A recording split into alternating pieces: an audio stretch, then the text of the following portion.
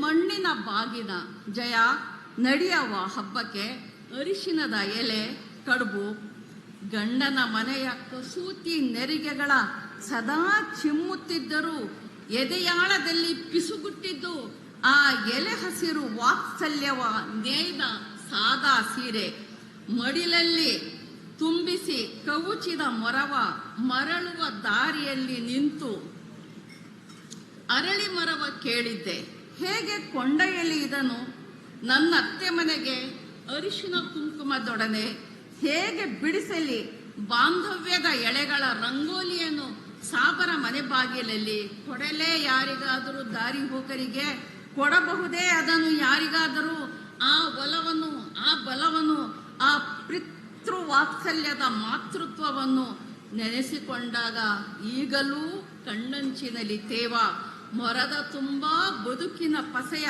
ಹಸೆಯ ಬರೆದ ಬೇಸಿಗೆ ಹಕ್ಕಿಗೆ ವಿದಾಯ. ಬಸವರಾಜಣ್ಣ, ನೀವು ಕೊಟ್ಟ ಮೊರ ಹೇಳುತ್ತೆ, ಮಿಡಿಯುತ್ತೆ, ಸಹಸ್ರ ಆರೋಪಗಳ ಎದುರು ಒಂಟಿಯಾಗಿ ನಿಲ್ಲುತ್ತೆ. ಇದು ಈಗ ನನಗೆ ನೆನಪಿಗೆ ಬರುತ್ತೆ. ಸಹಸ್ರ ಆರೋಪಗಳ ಎದುರಿಗೆ ಬಸವರಾಜಣ್ಣನ ಪ್ರೀತಿ ವಾತ್ಸಲ್ಯ ನನಗೆ ಜೊತೆಯಾಗಿ ಒಂಟಿಯಾಗಿ ನಿಲ್ಲುತ್ತೆ. ದ್ವೇಷದ ಎಲ್ಲ ಭಾಷೆಗಳನ್ನ ಕವುಚಿ ಹಾಕುತ್ತೆ.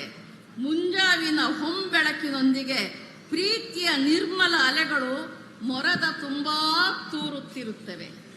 ನನ್ನ ಕೆಲವು ಮಾತುಗಳನ್ನು ಮತ್ತು ನನ್ನ ಒಂದು ಕವನವನ್ನು ಕೂಡ ಸಹೃದಯತೆಯಿಂದ ಕೇಳಿದ ನಿಮ್ಮೆಲ್ಲರಿಗೂ ಕೂಡ ನನ್ನ ನಮನಗಳು. ನಮಗೆ ನಮ್ಮ ಸಂಸ್ಕೃತಿ ನಮ್ಮ ಬೇರು, ಸೌಹಾರ್ದ ನಮ್ಮ ಶಕ್ತಿ, ಆರ್ಥಿಕತೆಯೇ ನಮ್ಮ ರೆಕ್ಕೆ. ವಿಶ್ವಕ್ಕೆ ಶೈಕ್ಷಣಿಕವಾಗಿ, ಆರ್ಥಿಕವಾಗಿ, ಔದ್ಯೋಗಿಕವಾಗಿ ಭಾರತದ ನೆಲೆಯಲ್ಲಿ ನಮ್ಮ ಯುವ ಶಕ್ತಿಯೊಂದಿಗೆ ಸೇರಿ ಮಾನವೀಯ ಮೌಲ್ಯಗಳ ಪ್ರೀತಿಯ ಹೊಸ ಸಮಾಜವನ್ನು ಕಟ್ಟೋಣ. ಅದರಲ್ಲಿ ಎಲ್ಲರಿಗೂ ಸಮಪಾಲು ಸಮಬಾಳು ಇರಲಿ. ನಮ್ಮ ಬಾಬಾ ಸಾಹೇಬ್ ಅಂಬೇಡ್ಕರ್ ಅವರ ಸಂವಿಧಾನದ ಒಂದು ಚಿಗುರು ನಮ್ಮ ಎದೆಯಲ್ಲಿ ಚಿಗುರು ಒಡೆಯಲ್ಲಿ ಅನ್ನತಕ್ಕಂಥ ಮಾತನ್ನು ಹೇಳ್ತಾ, ನಾನು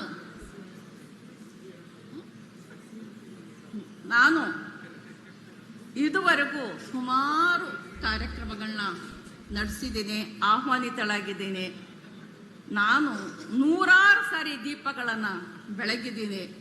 ನಾನು 100 ಸಾರಿ ಪುಷ್ಪಾರ್ಚನೆಯನ್ನು ಕೂಡ ಮಾಡಿದ್ದೀನಿ, ಮಂಗಳಾರತಿಯನ್ನು ಕೂಡ ಸ್ವೀಕರಿಸಿದ್ದೀನಿ. ನನಗೆ ಹೊಸದಲ್ಲ ಇದು. ಆದರೆ ಇದರ ಬಗ್ಗೆ ನಾಳೆ ಬಹುಶಃ ಒಂದು ಕನ್ನಡ ಪುಸ್ತಕ ಪ್ರಾಧಿಕಾರದಿಂದ ಬುಕ್ಕರ್ ಬಾನು ಬದುಕು ಬರಹ ಅನ್ನತಕ್ಕಂಥ ಒಂದು ಪುಸ್ತಕ ಪ್ರಕಟ ಆಗ್ತಾ ಇದೆ. ಅದರಲ್ಲಿ ನನ್ನ ಆತ್ಮಕಥೆಯ ಒಂದು ಭಾಗ ಪ್ರಕಟ ಆಗಿದೆ. ನನ್ನ ಮತ್ತು ಈ ಹಿಂದೂ ಧರ್ಮದ ಸಂಬಂಧ ಬಾಂಧವ್ಯ ಹೇಗೆ ಇದೆ ಅನ್ನೋದ್ರ ಬಗ್ಗೆ ಅದನ್ನು ನನ್ನ ಆತ್ಮಕಥೆಯಲ್ಲಿ ಬರೆದಿದ್ದೀನಿ. ಅದು ನಾಳೆ ಪ್ರಕಟ ಆಗ್ತಾ ಇದೆ. ಸಾಧ್ಯವಾದರೆ ಅದನ್ನು ದಯವಿಟ್ಟು ನೀವುಗಳು ನೋಡಿ ಅಂತ ಹೇಳಿ, ಎಷ್ಟೇ ರೀತಿಯ ಸವಾಲುಗಳು ಬಂದರೂ ಕೂಡ ದಿಟ್ಟವಾಗಿ ನಿಂತು ನನ್ನನ್ನು ಆಹ್ವಾನಿಸಿ ಈ ಕಾರ್ಯಕ್ರಮದಲ್ಲಿ ನಾನು ಭಾಗವಹಿಸುವುದಕ್ಕೆ ಕರ್ನಾಟಕ ಸರ್ಕಾರದ ಪರವಾಗಿ ನನಗೆ ಆಹ್ವಾನವನ್ನು ನೀಡಿ ನೈತಿಕವಾದಂತಹ ಒಂದು ಬೆಂಬಲವನ್ನು ಕೂಡ ನೀಡಿದಂತಹ ಸನ್ಮಾನ್ಯ ಮುಖ್ಯಮಂತ್ರಿಗಳಾದ ಶ್ರೀ ಸಿದ್ದರಾಮಯ್ಯನವರಿಗೆ ನಾನು ನನ್ನ ಕೃತಜ್ಞತೆಗಳನ್ನು ಸಲ್ಲಿಸಿ ನನ್ನ ಈ ಮಾತುಗಳನ್ನ ಮುಗಿಸ್ತೀನಿ.